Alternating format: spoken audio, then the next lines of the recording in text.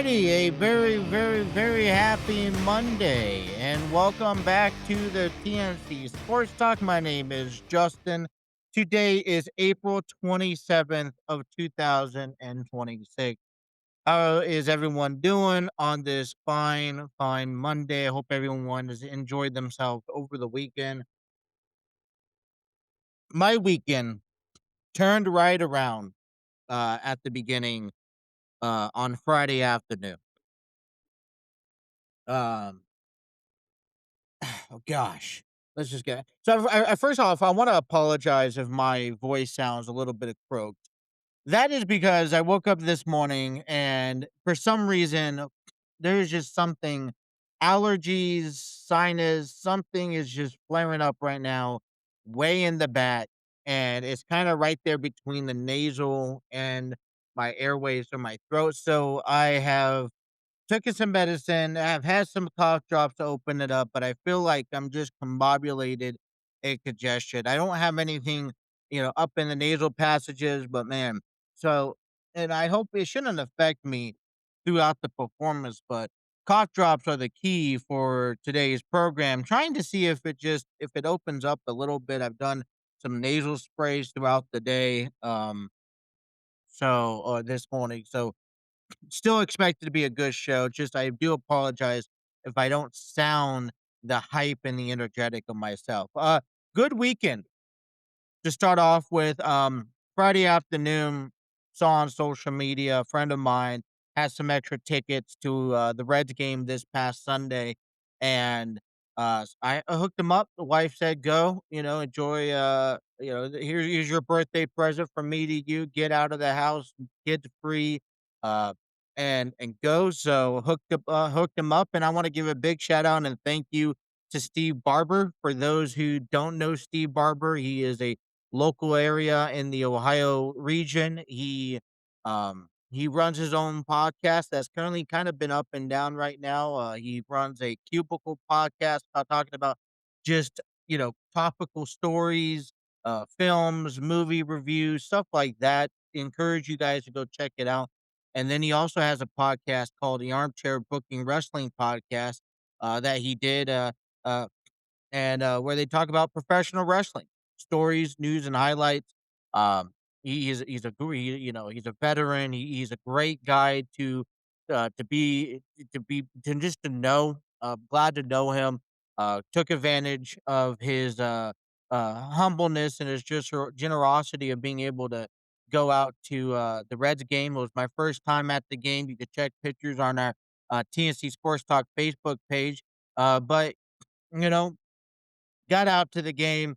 He brought his son along, brought a friend of his that I've talked to in the past. His name is Randy Sizemore. We call him Rescue Randy. Another great guy to deal with. If you guys don't know, they go down often to a wrestling venue down here locally called NWF, Northern Wrestling Federation, and it's just it's been running since the '90s out here, ran by Roger Ruffin, and man, it's a great promotion. If you're looking to get, you want a cheaper version to get your kids out to wrestling. WWE, AEW is not coming to town anytime soon. NWF usually has a weekend promotion on Saturday evenings somewhere across the tri-state. So, really encourage you guys, if you guys are wrestling fans, to check them out. There's other companies out there in this local area, but I just got to throw them out there. But we went out to the game, got some nosebleed seats up there on the left field side. Really high up, and, but it was just a fun good time, fun experience, for me, getting out there when your team is playing well, when, you get a chance to feel the energy, the after effect of the Hall of Fame. Because Saturday was a really good day for the Hall of Fame ceremony.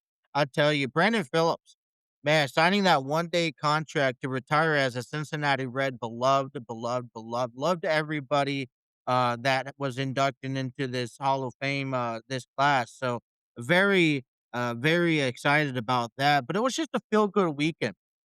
Reds took the series against Detroit, and though they didn't get the win, but it was also a weekend filled with home runs. I tell you, home runs empowered Great American Ballpark over the last couple of days. Hopefully, it rolls into this coming up the series that the Reds have with the Colorado Rockies coming into town. They'll begin a 3-game series Tuesday night. But it was a good time, good weekend. I had fun with them yesterday. Got hopefully multiple opportunities, but I couldn't turn up pass up the opportunity to go out to a ball game. So thank you to Steve Barber for inviting me out there. Thank you to his son, who had a he enjoyed his time. It was, was supposed to he got it they got the tickets for his family, but, one of his children had to work, and then his, wife who, wished him the best of luck today, she's in a procedure, uh, to help herself, so, she's being taken care of, but also, on top of that, I'd like to extend my, wishes, I know on this program, it's a belated, but, happy birthday to my brother. He turned 25 years old today. 3 days, just think about that, 6 years apart, 3 days between me and my, brother in between birthdays. I tell you, growing up, some of my birthday parties were quite similar to what he had. Uh, don't really remember a whole much of birthdays. I mean, I do remember some of my birthdays going out to inviting a couple friends out, usually the ball team, out to the Padres game, seeing in the back when they had the beach area down there, um, out there in center field, right for San Diego, Petco Park. Good time, I tell you that. You wish him at the very, very happy best, birthday. He's turned 25. Uh, he's had a, really good life, I think. I like to, with this ups and downs and challenges, goes out a lot of Padres game, calls me up all the time. We're just talking about the other day about the whole, Lakers and LeBron James. So, very big sports fan, for him. So, happy birthday, to my, younger brother, or my one of my only brother in that sense. All right, today's show, we're gonna dive into, the Reds recap over the weekend, what's going on in Cincinnati sports world. Let's also take a look at the WWE, take a look at the releases that they, had on, earlier to kick off the weekend. The Backlash, 2 weeks away. Mark your calendar, May 9th, which is next Saturday, the first PLE after WrestleMania. So we'll talk about that, getting you guys ready for Monday Night Raw, which is tonight. Joe Hendry is expected to make his debut. But I want to kick things off with the NFL draft. Um, and we're going to focus right now primarily on what does this NFL draft mean and say about about the AFC North? Because you can find the missing pieces by the way that they draft, who they draft, what position they draft for. And our AFC North, it was a clear indication from round 1 that th- every team, the Ravens, the Browns, and the Steelers had to they ended up drafting offensive linemen. The Ravens drafted, can't say his first name, that guard out of Penn State in the first round. Spencer Fano from Utah for the Cleveland Browns. He's an offensive tackle. In Arizona State, the offensive tackle, for Pittsburgh, Max, can't say is Ian Archer. I believe that's how you pronounce it. And you heard a lot of these heckles to the AFC North Division that earlier in the week, the Bengals traded their 10th overall pick for a defensive lineman, Dexter Lawrence. And immediately the response to the rest of the teams in the division came from well, we're gonna pick up on offensive lineman. I don't know if that was really the case, but I do find that a little bit funny. I chuckled when I saw that, and to me, you know, you can never get too much offensive lineman. The Baltimore Ravens is a team who needs to pick up or needs to focus on their offensive build up depth. They have been defensive oriented for the longest time. And so they took this draft, and if you look overall on this draft, they picked up the guard, they picked up 2 wide receivers in the first 4 picks. They picked up a tight end, 2 tight ends overall, a running back, and then another guard to finish off from Northwestern, Evan, Bernstein. But they focused drafting offensive players.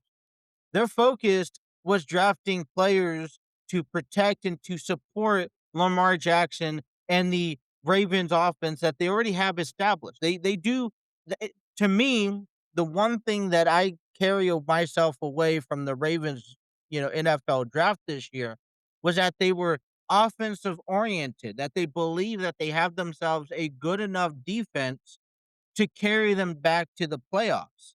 And so finding those extra depths in the receivers and Jacoby Lane and Elijah Sarrett, right? You tossed in uh, uh, a tight end from SMU and Matthew Hibner and Josh from Alabama. It's known that hey, this Ravens team is really wanting to provide depths and options for their offense. The Cleveland Browns can honestly say anything and everything is exceptional. Cleveland Browns and I don't really, I want to find some positives to, heading into the season to talk about Cleveland. It's kind of hard to do so when it seems like everything that they do seems to fall short from exceptional. They even picked up Taylon Green, quarterback draft and the drafts weren't really popular, but they did pick up a quarterback out of Arkansas.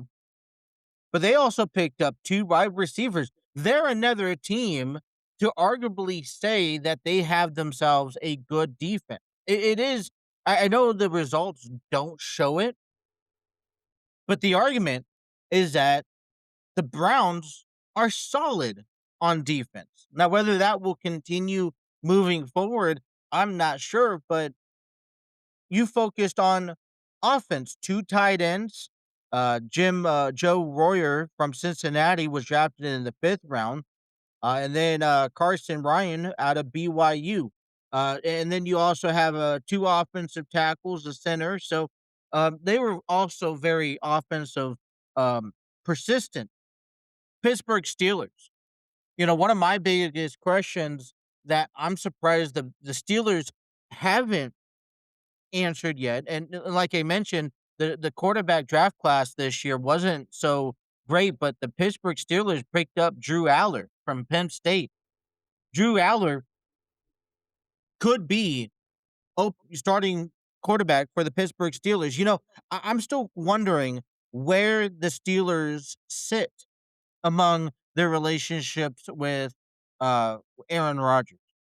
I really do. I don't know what they're waiting on. If I'm Pittsburgh, I'm throwing the ultimatum at him.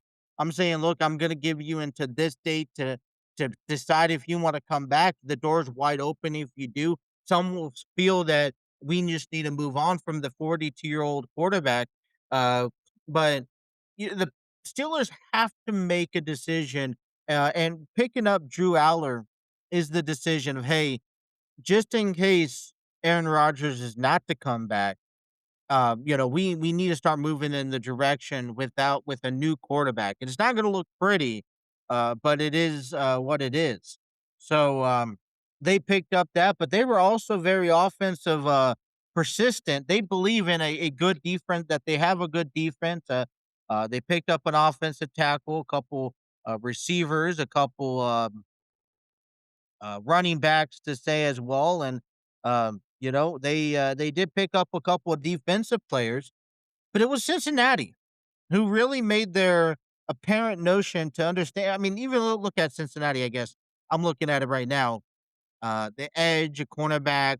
Then you have the next defensive player was the last one was the defensive tackle Landon Robinson out of Navy. Otherwise, they picked up a guard, they picked up an offensive lineman, they get Brian Parker the second, and you know, Connor Liu uh, from Auburn, and then wide receiver Colby Young, which looks like a prominent name, and pick up for depth for tight end position. So the AFC North really focused offensively on players. And I think when you look at what the Cincinnati Bengals did overall, I say the equal balance between offense and defense. This is the reason why Cincinnati went out earlier in March and picked up, you know, uh, the free agents. This is why they traded for Dexter Lawrence. We asked on Friday, what if the storyline be different if we kept the 10th overall pick? Could we have saw Caleb Downs as a safety be in Cincinnati instead of going to Dallas? And that's just one thing that we are just never going to uh, find out, right? But you play the was if factor. So I don't know. What do you guys think of the NFL draft? What do you guys think how the Ravens and the AFC North overall did in general? Um, I think every team did tackle on. From what I'm hearing from others around town is that the Bengals really hit it off with this draft, which is a rarity to see. Now, let's go back and say that look, none of this means anything. Okay, college is college. Your history is your history. Great. We drafted you based off of what we thought you were and your performance at the college level. But welcome to the show. Welcome to the NFL. And all that resets. You are a nobody until you make a name for yourself come opening day. And so, Cassius Howell, uh, Davis, they're all gonna get their opportunities to shine, and, you hope that, just out of everybody, you hope that each team gone out there, done their due diligence in these scouting reports and these conversations with these athletes that you ask them that, "Hey, hopefully one of them becomes a megastar," in Baltimore, in Cleveland, you hope that some of these players mount to something that you can bring some sort of good news back to the organization.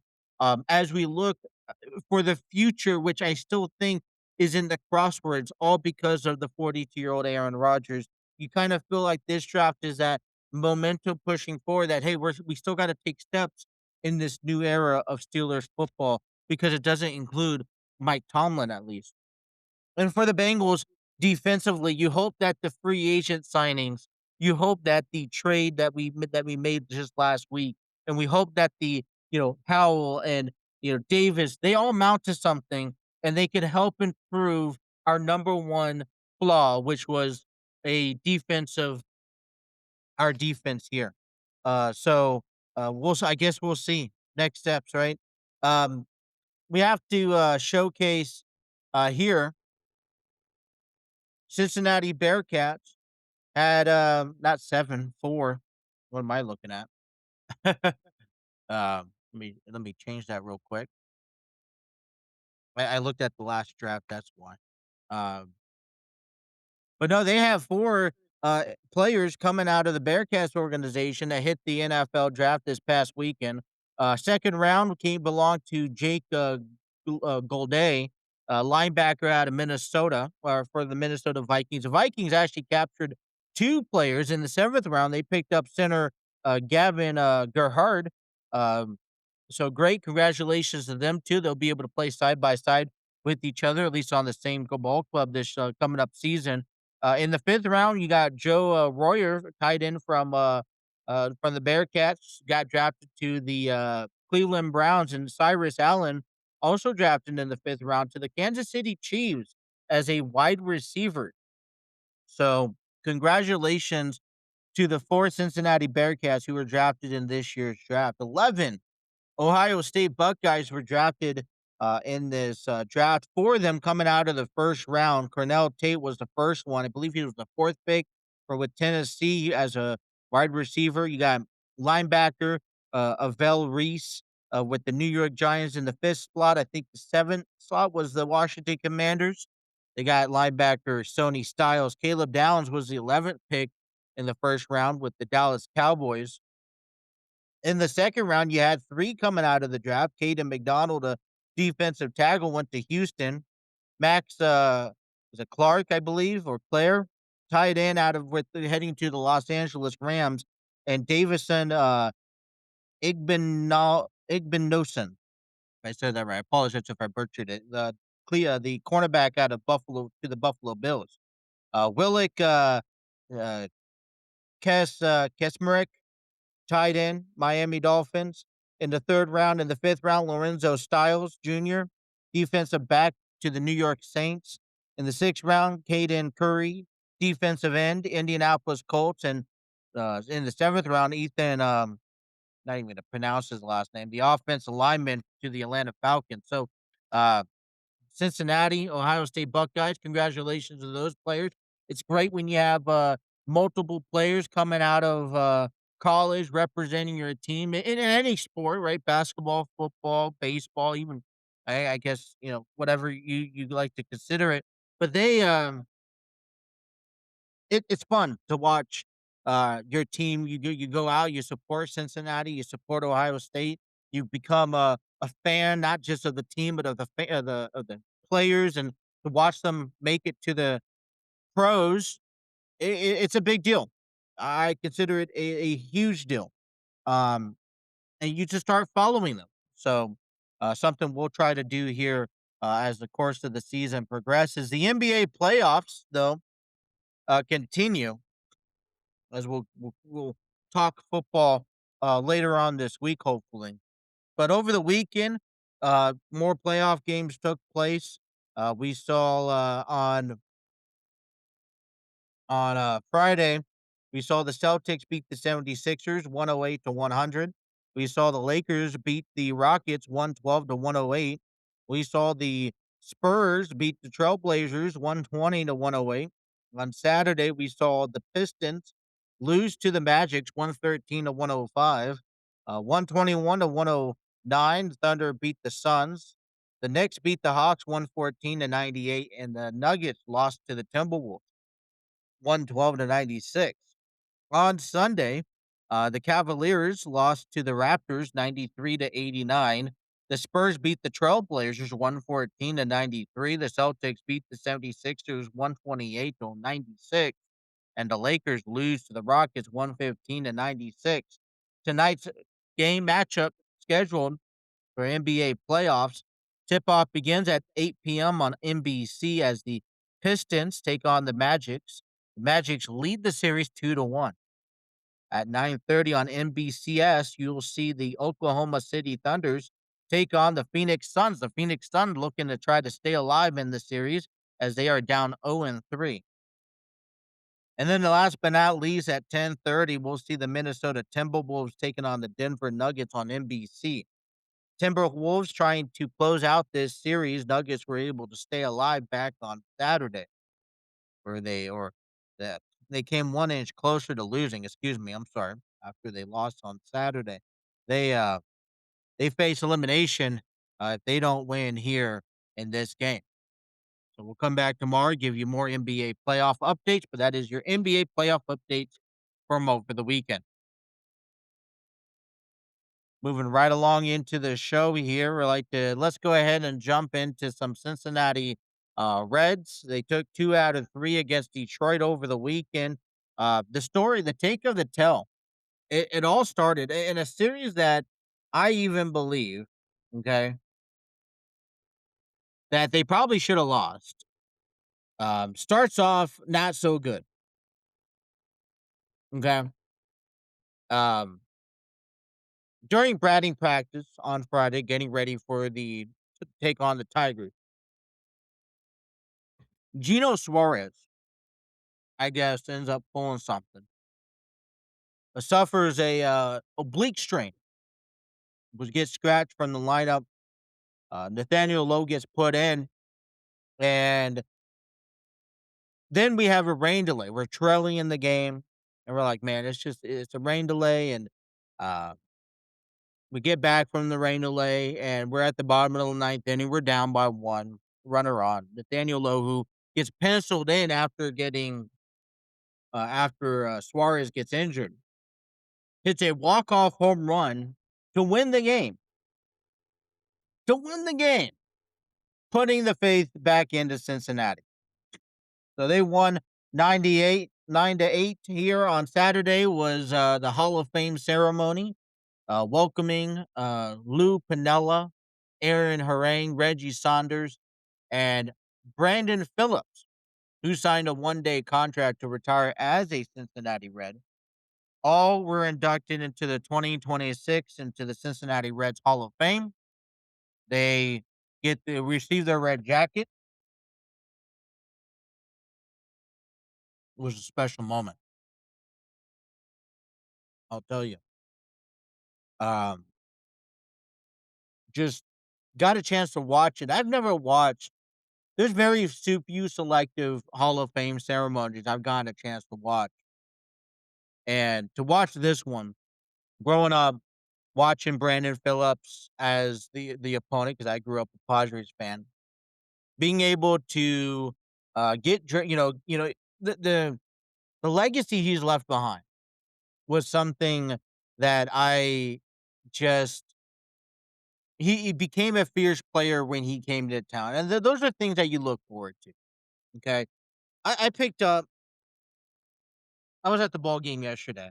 Talked about that beginning of the program. I picked up their magazine. Haven't gotten a chance to get it. I'd always love getting these. Okay, they're collections.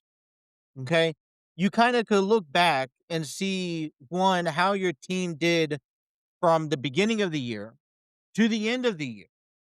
Call ups, sent downs, all that stuff. As a matter of fact, I almost picked up the last year one too. But you get the stadium, you get everything that you need to know, you get the players in the middle of it. I don't know how many other ball clubs do it, but they have upcoming opponents. They ask you, all right, we have the Colorado Rockies is coming up next. All right. Um, Detroit Tigers, Tariq Skubal. Now, we didn't face Tariq Skubal, but they highlighted one person when we faced the Angels. Mike Trout is one of them. Um, Trevor Story was highlighted for this one. The Willie Adames was another one. Heading into Colorado tonight or this coming up week, we're welcoming in Hunter Goodman as well. So what I love about these is that they kind of give you a preview of what to expect. This is edition one. I'm hoping to go back in a couple months or next month or the month after and get get another one. And then and this and that. So that's what I'm looking forward to. But it's moments like those, okay, that really to me make a legacy. Got them all the time with San Diego. Remember David Ortiz were on there. And the Dodgers, Matt Kemp. Gosh. But good event. The Reds just kept it on. The story of the weekend was home run weekend. Reds put up 4 home runs on Friday night. They put up another 4 home runs on Tuesday or Saturday. And despite losing, okay, 8-3 in yesterday's ball game, they still hit a couple home runs. So it was Detroit matched the Reds 4 home runs on Friday. Detroit hit 2 home runs on Saturday, and then finished off with 3 home runs on Thursday. Overall, the Tigers hit 9 home runs to the Reds' 10 home runs in a weekend series. I thought that was fantastic. That concluded a three-game series. Reds ended up beating. A couple other notes that you did take away from this uh, here on over the weekend. Nathaniel Lowe, he's recorded 4 home runs to the season. Three of those 4 home runs were all over the weekend, back to back to back days. All thanks to uh, let's be honest, a Suarez scratch off from the Ross lineup on Friday night. Um, so that was something notable. Sal Stewart on Saturday went 3 for 4. And then Sunday's loss, Rhett Lauder still pitched really good. He pitched 5 innings, getting up 6 hits, 2 runs allowed. It was just the bullpen spill, something we haven't seen a whole lot throughout the course of the season. But you know what? You can't win them all. And the only thing that I don't wanna see happen, in this kinda situation, we have a day off today. We gotta get yesterday's game behind us, okay? We won the series. We should still be we're still in first place of the NL Central. A matter of fact, we have actually a sole game, and no matter what happens, because, uh, the Cubs are playing against the Padres tonight. We'll talk about that here in a moment. But no matter what happens, we will be tied for first, if not solely in first, regardless of the outcome of tonight's ball game with the Cubs. So we got to hold our head up high. It is easy for Suarez going down. Uh, you lost game 3, but you still won the series. To have this Sunday's game, just kind of kind of take a toll on you, and it becomes a domino effect, right? You go into Colorado in a series that we should yet again easily win. Um, I look at this series, I look at this loss as like you ain't gonna win them all. So, the Cincinnati Reds, they are 18-10. The Tigers are 15-14. They're still second place behind, actually tied with the Cleveland Guardians, in the America League Central. Um, Other news coming out of Cincinnati, Suarez is placed on the 10-day IL. Hopefully, he makes a speedy recovery. JJ Bleday gets called up, in return, hits his first home run of the Reds campaign, this season on Sunday. Both Bleday's home run and Lowe's home run was going out right straight out to center field. Felt like the deepest part of the park. Uh, Also, shout out to How You Lee for the Tigers, who hit his first home run of his major league career. It was uh, out. It was the go ahead home run that was out to center field, gave the Reds the Tigers the lead, and never looked back since then. Kyle Nicholas was sent down over the weekend in the call-up of, JJ Bleday and the IL, sent down, with Suarez. Nicholas was sent down. Jose Franco gets recalled to the organization on Saturday. Jose Trevino, welcome back to the ball club. He was dealing with an injury. He's all cleared up, got called up, yesterday, made the start in yesterday's game. PJ Higgins, man, we're gonna see you back up in the big leagues very soon, brother. You play some really good baseball, very, very keen behind the plate. And if I could substitute a bat in the organization, uh, if your catchers don't seem to be someone who can really go distance or could be a part of the yard, I'll tell you this that having really be very disciplined behind the plate, being able to call a game means a lot to me. Uh, Also, Detroit, hold your head up high. No, things ain't always looking well, barely playing above 500. But Spencer Torkelson joins a very good Tigers legend with 5 straight games, all recording a home run per game. So, Detroit, they're having a day off. I think that they're on the road after this. Yep. They're headed out to Atlanta just down south to begin a 3-game series tomorrow. The Reds today's off. They'll begin a 3-game series between the Rockies. And let me just point this out here that this series, I'll get to this magazine because it's a little closer to time to begin. We're going to end the month of in the month of April at home, but we're not going to get the next day off until for 2 whole weeks. We're going to play 2 whole weeks of consecutive baseball. Let me just paint that picture for a moment. That is three at home against the Rockies, three on the road against Pittsburgh, four on the road against Chicago, the Cubs, and three at home against the Houston Astros. It's kind of weird in the schedule how we have 3 days at home, a day off, and 3 more at home. We actually see a lot of that go on because, after Houston will have a day off on that Monday, May 11th, before a 3-game series against the Nationals. But, let me just, say we're gonna have a tough stretch. 2 games against the division, and the division's playing very well. So, whatever the Reds need to do, I say we need to buckle up because it's gonna be a whirlwind, and it's going to be one of our true strength tests heading into, the first real look of what the Reds are able to make of. So, I'm looking ahead. If you're a Reds fan, this next 4 series, next 2 weeks, we are paying a very close attention because it will tell a lot about the direction of the Cincinnati Reds and where they're headed. Everything that they've faced in front of them so far, so good. I can't complain, but this is going to be a good one. All right. Let's take a look at the National League Central here.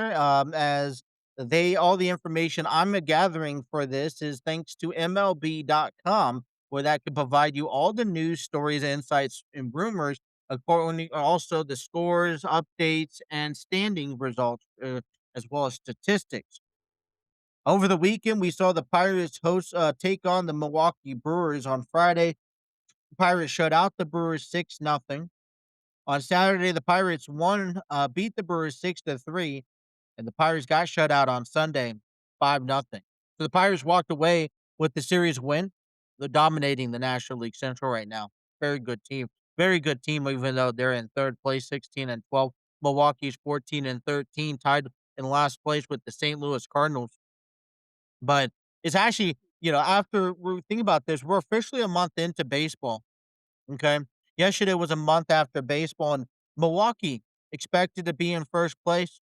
They're not in first place. They got some work. They don't look too far off, but they don't look uh, like this dominant team that they are. Chicago, everything's been a tight race. If you would have told me at the beginning of April, you would have said, hey, after 1 month from March 26th to, eh, you know, April 26th, the Reds will be in first place by any means necessary.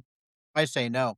I'd be reluctant to say that they'd be above 500, but that's me doubting myself as a Reds fan. The Cardinals hosted the Seattle Mariners, very tough series in St. Louis at Busch Stadium. Mariners beat the Cardinals 3-2 on Friday. They beat the Mariners also beat the Cardinals on Saturday 11-9, and then 3-2 again on Sunday. So the Cardinals dropped a 3-game series that man wasn't good at all. And then the Cubs were over in L.A. facing those demon Dodgers. I'm gonna say they beat the game one 6-4. They got clobbered game two 12-4, and then they lost. Yeah, got shut out yesterday, 6-0. And so they dropped this series and kind of one of the series that as a Reds fan, let's look at this. Hey, thank you. Let's go over and shake our hands to the Dodgers because you did our job for us. We took the series. The Cubs lost the series, and we're hoping that the Padres come back from Mexico and get a chance to beat up those Cubs in San Diego while we handle business against the Arizona Diamondbacks. Well, this whole West Coast taking on the Central is going to continue. Tonight, we'll see the Cardinals and Pirates in a division showdown. It'll be at the PNC Park in Pittsburgh. So that's going to be something to look forward to. I'm thinking, man, Pittsburgh, they just got off of a really good. They're facing 3 back-to-back-to-back divisional It's just I'm astonished. It's a 4-game series, but they just got done winning a series against Milwaukee. Then they are back home to host the Cardinals 4 games, and then they got to host the Reds for 3. And so far, like I said, they've been dominating their own division. So I'm looking for a very dominant Pittsburgh Pirates series coming up this week. That first pitch is at 6:40, and then tonight we'll see the Cubs begin a three-game series with the Padres at Petco Park. First pitch at 9:40 tomorrow. The Brewers will host the Diamondbacks while the Reds host the Rockies. Those games will be in a three-game series each um, for the week. So that is going on. What's going on around the horn in the National League Central, heading into a beautiful Monday. Well, down on the farm, things are looking pretty good, right? Let's start off with the Louisville Bats, who wrapped up a six-game series against the Iowa Cubs, the Chicago Cubs affiliates in AAA. Looks like two, 3, 4. They looks like the Bats took 4 out of 6 throughout this past week. They moved to 16 and 11. They're 6 and 4 over the last 10 games and a one-game winning streak.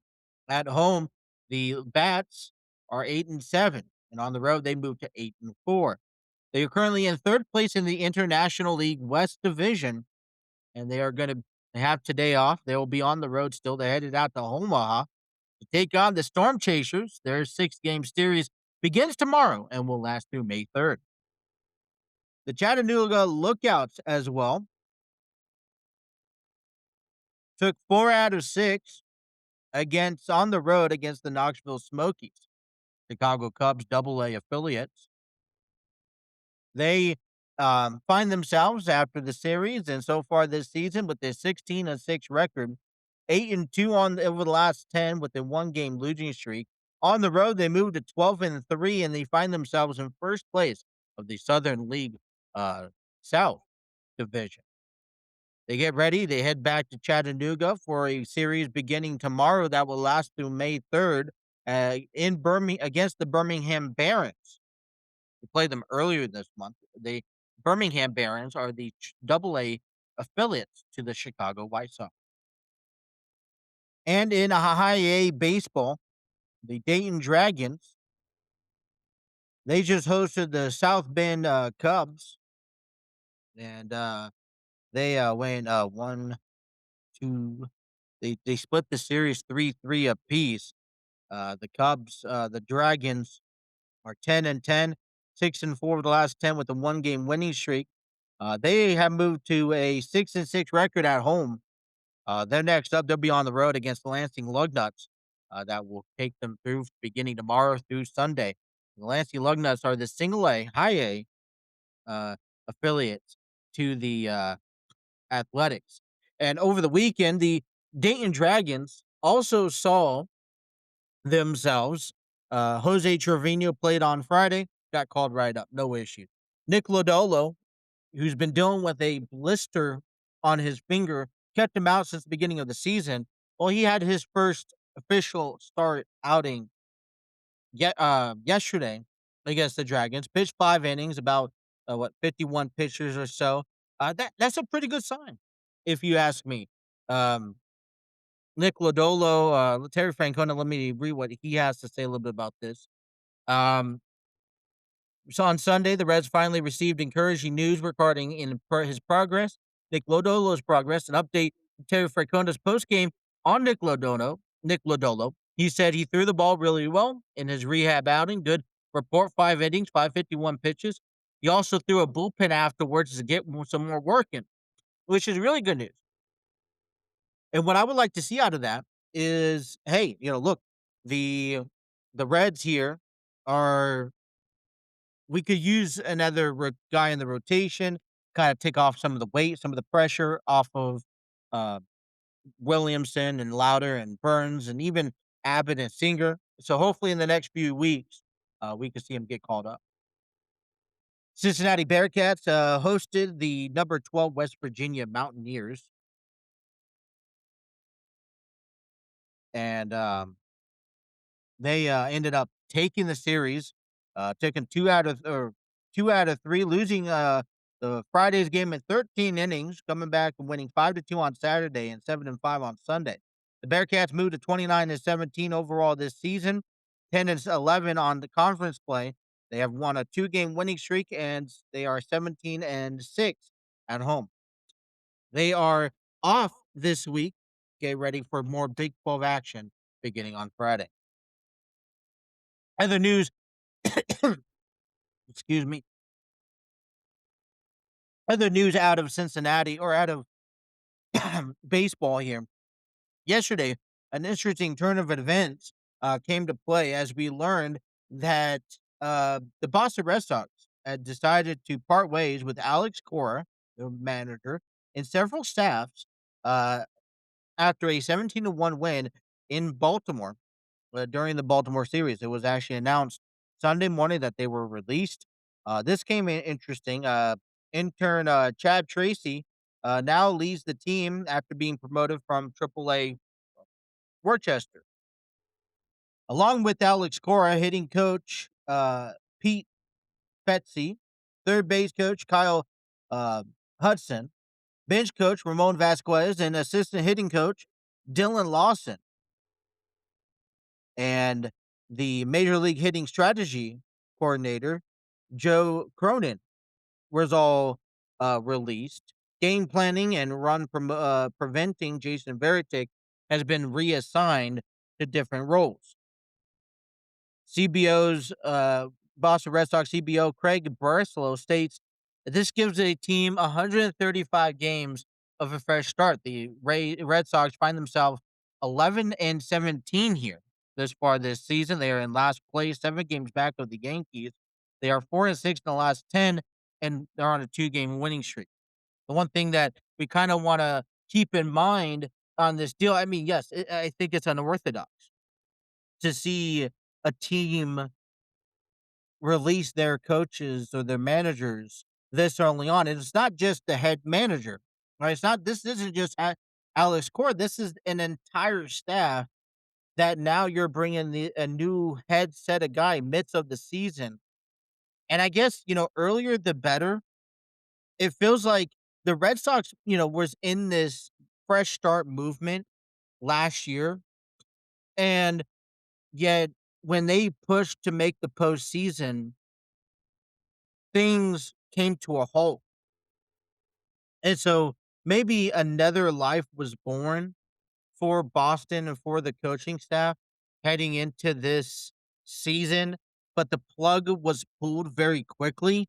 And it was clearly to the understanding, hey, if we're not winning, we need to proceed with our forward progress. And this is that action plan.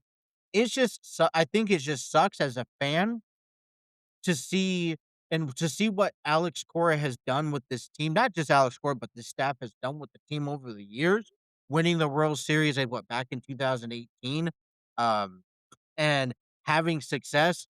It seems like the Red Sox are doing Alex Cora and this staff dirty by just cutting them not even a month into the season. But at the same time, look, these are great talented people. They're gonna get a chance to go off and do whatever they need. So, or they're finding a new job is not gonna be an issue. But this is part of the Boston Red Sox fresh start, and now they have a chance to really start, and they're pulling the plug to say, "Hey, we got to get this going." Alrighty. Well, let's move right along here. This weekend, mark your calendars for Saturday, May 2nd, because 162nd Kentucky Derby will be taking place at the Churchill Downs in Louisville, Kentucky. Uh, you can on May 1st, the Kentucky the Run of the Roses that'll be available on NBC. Kind of a fun little moment. We'll talk a little bit more heading into it. If you're a betting person, want to probably put your horse down in favor to win. We'll say who's kind of leading into the best chances. Kind of kicks off the horse racing season. Also, this weekend, the Cincinnati Flying Pig Marathon will be taking place on May 1st through May 3rd. They have full runs, part runs, marathons, 10K, 5K, and even youth ones. I saw a little one for piglets as well. So check that out coming up this weekend. All right, we move our attention to the WWE. And it was actually reported back on Friday afternoon, about 5:30 ish, that the WWE has released their handfuls of talent, part of their spring unloading. A lot of this has to do with when it comes to, um, hey, we need to make room for new talent. SmackDown's going back to 2 hours. And no, not to really point anything out, knock on wood, but Raw last Monday was only 4 matches, or 2.5 hours, 4 matches. And so, um, we saw we have several number of call-ups, which means releases. Let's talk about the releases for a moment. Um, I think this was a combination from current rosters of on the main roster to NXT slots, to even down in development. I think over half of it was down in the development, LFG, program, but a couple of names kinda steer out. Aleister Black, Zelina Vega, the Riot Six, Kerry Sane, Motor City Machine Guns, Santos Escobar, Apollo Crews, Zoe Starks, Andre Chase, Alba Fari, couple names that, for me, are noteworthy to mention here. And I think it kinda sucks. It does. Alright, I was talking to my brother in length about this. I understand. There's a lot of reasons why we will release them. And Triple H and Nick Khan's coming out and saying, "Look, this is our decision. This is our direction." Whatever you wanna believe, it doesn't matter. At the end of the day is that we lost talent. But what did we really lose? So, I think if I have to circle one, Kyrie Sane is kind of the only one that kind of questions me to least to concern. Santos Escobar, I thought was, could have been booked more down in AAA along with Paulo Cruz. Very talented athlete. Unfortunate that Zoe Stark just hasn't been able to recover, get back in the ring since getting hurt. Motor City Machine Guns, out of this all list, very disappointing. Very hyped when we brought him in. Very excited. Thought it was going to be revolutionary to the tag team division. Uh, they had that run last year, just hasn't really carried much over since then. Aleister Black, Zelina Vega, love the fact that they was able to bring Aleister Black back to the WWE, was able to pair him up with Zelina Vega. Felt like that was a right fit. They did some great work. I just feel like, you know, well, everything just kind of became stale when, and if you want to blame anybody, let's be realistic. Let's blame creative. Blame the people that you have on the creative team. So, uh, that's who I will point fingers to because you could use these people. The Wyatt Six, let me tell you this. The Wyatt Six had a feud for what, 4, 6 months with MFTs, didn't get nowhere.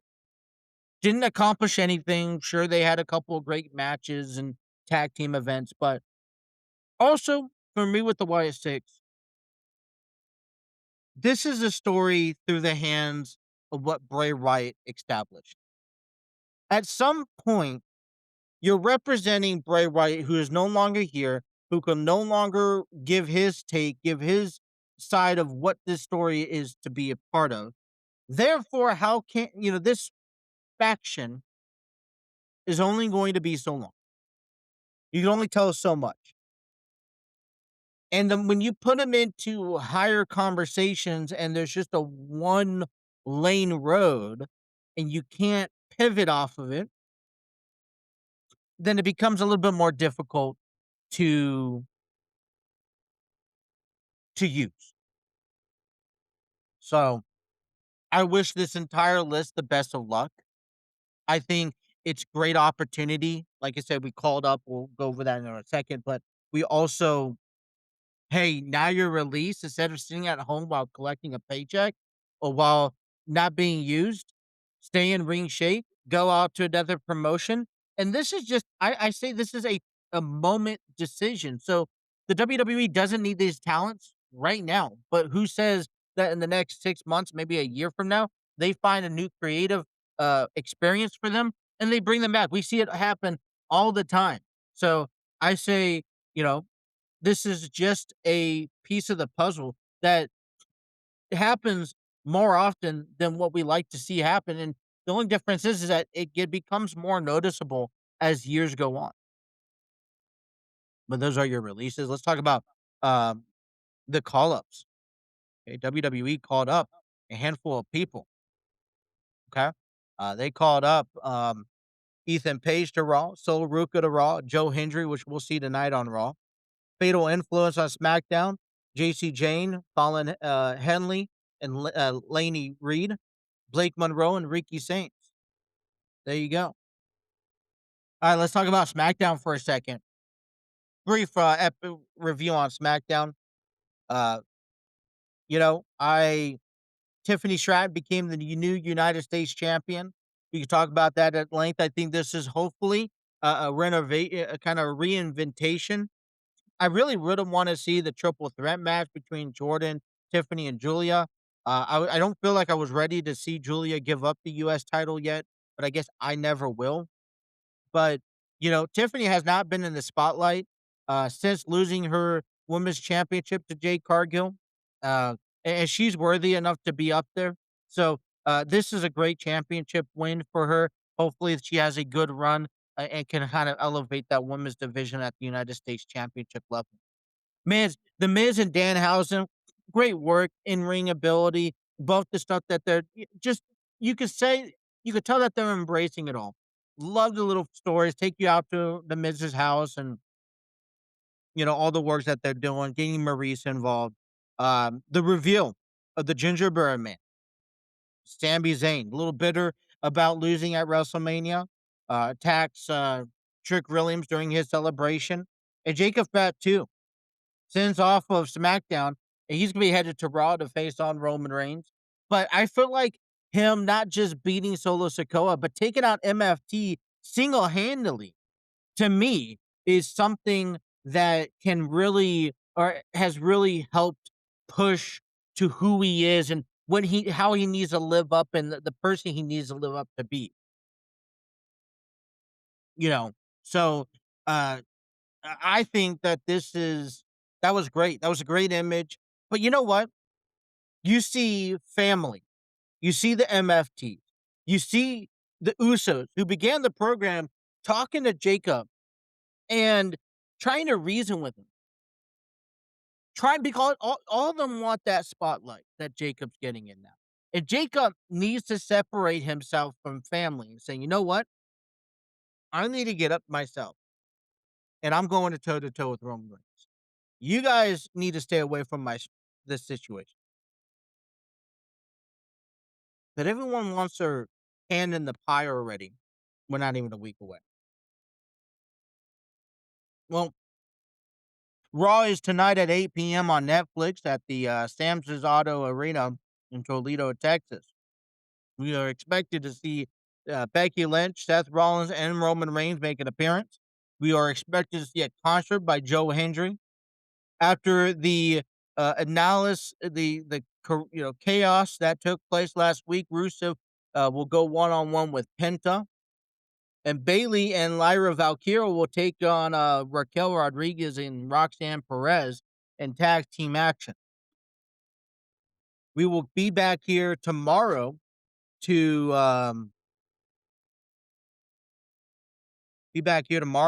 so that we can recap Raw. We'll talk a little bit more about SmackDown.